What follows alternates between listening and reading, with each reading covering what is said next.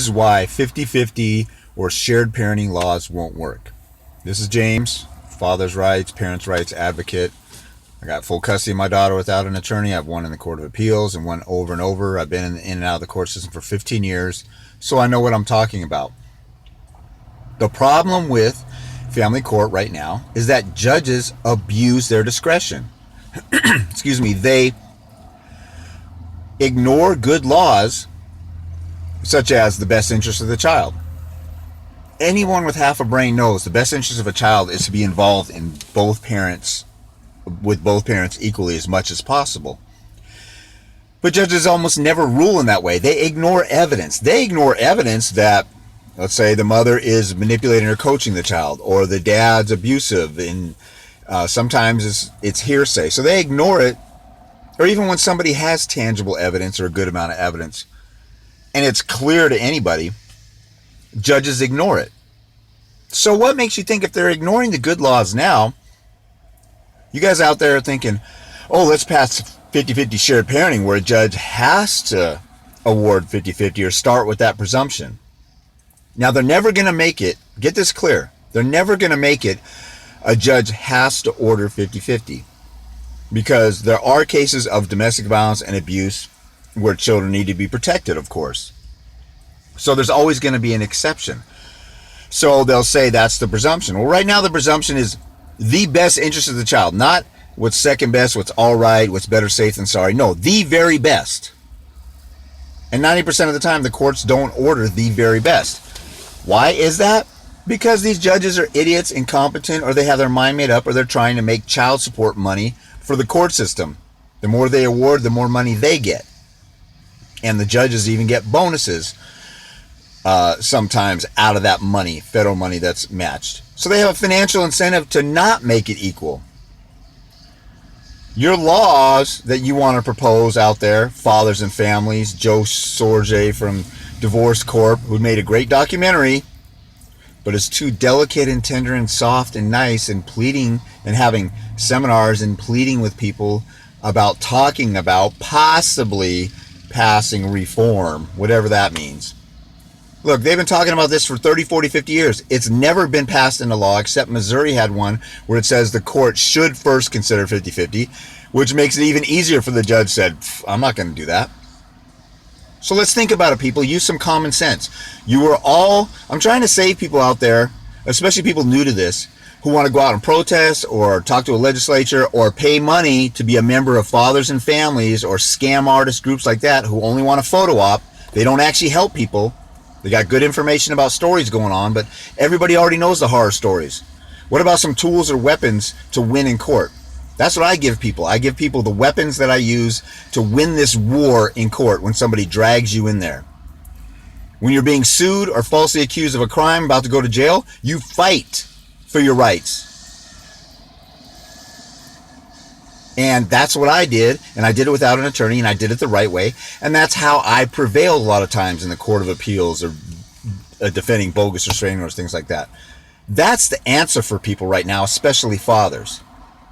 To say we're going to pass a law and fix things, and by the way, women often falsely accuse men of child abuse, molestation, or domestic violence in order to get leverage in a custody battle. If they start with the presumption of 50-50, let's pretend that this fantasy of passing these laws will actually happen this century.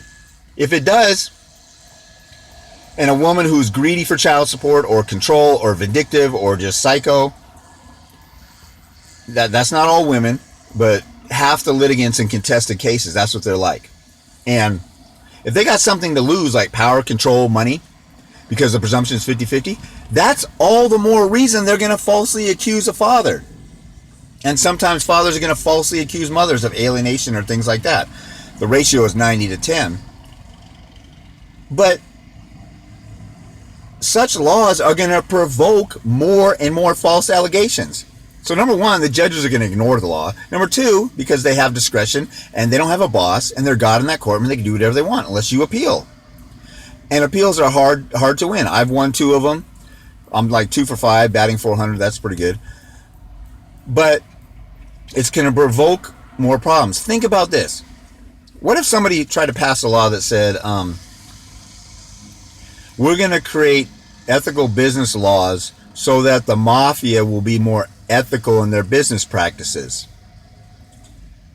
That's stupid, because the mafia is already ignoring the law when they engage in business practices, breaking people's legs, threatening to kill people unless they give them a cut. That stuff is already against the law. Extortion is already against the law. And you think you're going to pass a law and the mafia is going to obey it? Same principle. If you think you're going to pass a law and an abusive judge is going to start following it or obeying it, you're crazy. Let's use some common sense, people. Let's think about this instead of reacting and saying, oh, in a perfect utopian world, without sin, without any evil, without any bad people, if this law was in place, everybody would follow it. Let's think about reality, what really happens, and check some history instead of just, a lot of you fathers out there, you were sheep who followed your attorney giving you bad advice, and you didn't listen to your conscience. Your conscience told you, this attorney's full of crap, they're not fighting for me, but I'm going to keep paying them because that's what I'm supposed to do, because I'm a passive little obedient sheep. Well, you see these fathers' rights groups, like Shared Parenting of Washington, or like I said, Fathers in the Family, Divorce Court. All they do is talk. All they've done for 20, 40, 50 years is talk, and talk about when they're going to next talk about the next solution. They're not giving anybody any tools to win in court and fight now. They're hoping this theory of this law that's never gotten out of committee in most states. You know, Missouri, it's a law, but it's the first consideration for a judge, which gives them more power to say, I'm not going to consider that, and that's it. And they just rubber stamp whatever bad ruling, this is the best interest of the child, and they get away with it because they have broad discretion. So, you guys think your little laws are going to create a utopian world and rid the world of evil? You're crazy.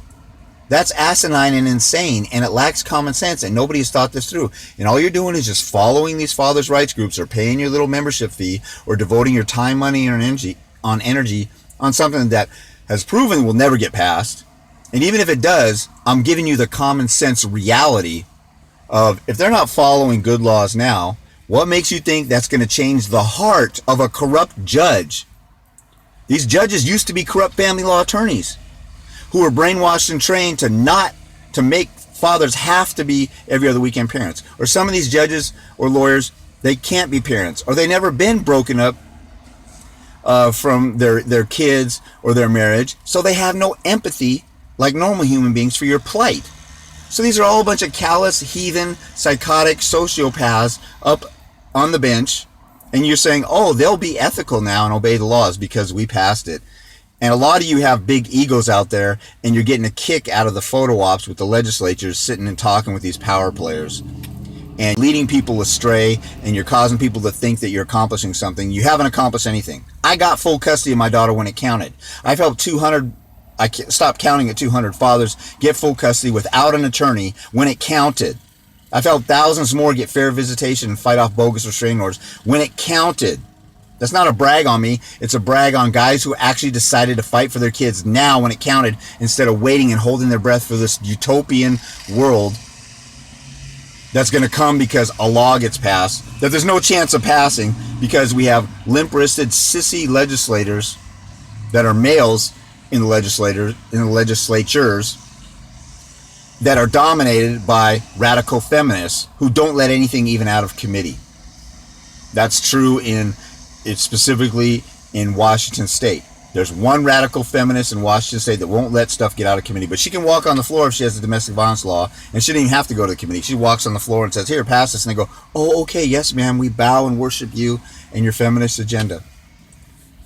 Shared parenting is not going to work. Learn to fight for your kids now the right way.